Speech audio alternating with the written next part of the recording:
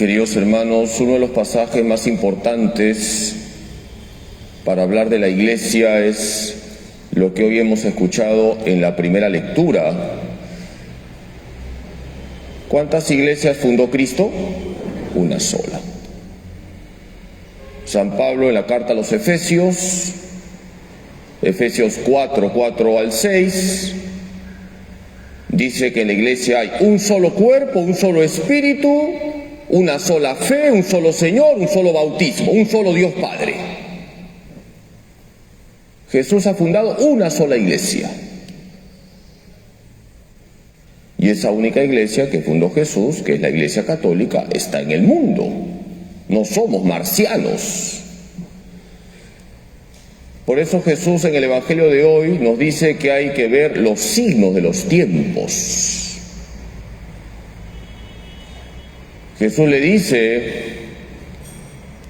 a un grupo de judíos: ustedes ven que el cielo se está llenando de nubes y dicen va a llover. Ustedes perciben que viene un viento y dicen va a ser bochorno. Ustedes saben predecir el tiempo, el clima, pero no se dan cuenta de lo que está pasando en el mundo, de los signos de los tiempos. Queridos hermanos, la Iglesia tiene que darse cuenta de lo que está pasando en el mundo. Y en ese sentido hay dos errores gravísimos en los que algunos caen.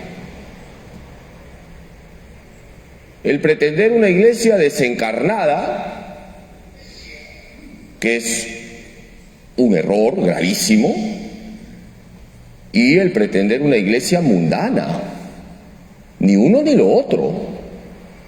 ¿Qué significa una iglesia desencarnada? Significa una iglesia que no le preocupa lo que ocurre en el mundo. Nos encerramos en cuatro paredes, en una iglesia, y que el mundo se pierda. Queridos hermanos, esa no es la iglesia que fundó Cristo. Nos tiene que preocupar lo que pasa en el mundo. ¿Para qué está la iglesia en el mundo? ¿Para evangelizar? Tenemos que evangelizar las realidades temporales, el matrimonio, la familia, la cultura, la política, la economía, etcétera, etcétera. El criterio es el Evangelio. La iglesia que fundó Cristo no es una iglesia desencarnada. La iglesia está en el mundo y la iglesia se tiene que preocupar de lo que está pasando en el mundo. Y deberíamos preocuparnos de cómo avanzan las ideologías. Queridos hermanos, hace algunas semanas aquí en Lima tuvimos la reunión de la OEA. ¿Cómo es posible que en ese coro de niños que se presentó, los niños en sus polos tenían el arco iris? Todos sabemos qué representa el arco iris, la agenda LGTB. Hermanos, no seamos ingenuos. La iglesia no puede contentarse solamente con celebrar su fe dentro del templo. Hay que evangelizar el mundo. Hoy estamos recordando a la primera santa colombiana. ¿Alguien sabe quién es? Santa Laura Montoya. Murió el año 1949.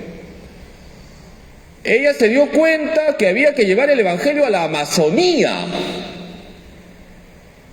y fundó una congregación para evangelizar la Amazonía, una congregación femenina. Eran mujeres que iban a la Amazonía a llevar el Evangelio.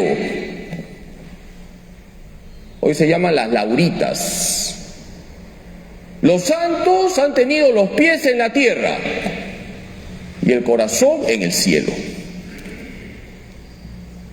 Y el otro extremo, queridos hermanos, es la iglesia mundana. ¿Qué es lo que quieren hacer hoy los progresistas dentro de la iglesia?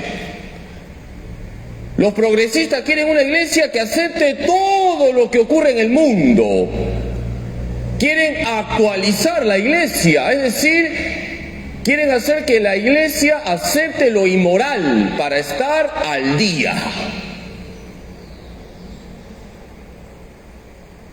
Yo he escuchado a un clérigo decir que por qué tenemos que condenar la marcha del orgullo gay si eso es lo que ocurre en el mundo. Hay que aceptarlo, pues. Ese clérigo está muy equivocado.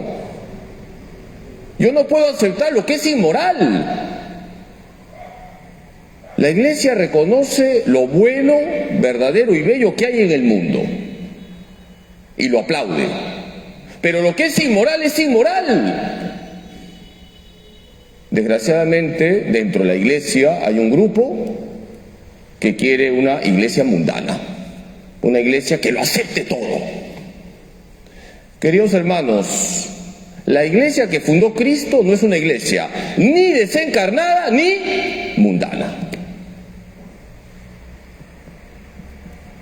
Santa Laura Montoya tenía como gran impulso en su labor evangelizadora en la Amazonía su amor a la Virgen María, a la Inmaculada Concepción. Don Bosco decía que la Virgen solita vence todas las herejías. Vamos a pedirle hoy a la Virgen que nos ayude a comunicar ahí donde estamos el Evangelio, a no caer en ninguno de esos dos extremos. Que nos preocupemos, hermanos, de lo que pasa en el mundo, que estemos pendientes siempre de los demás, pero el criterio ya saben cuál es, el Evangelio y no las ideologías. Que María nuestra Madre nos ayude a dar testimonio de nuestra fe católica. Que así sea.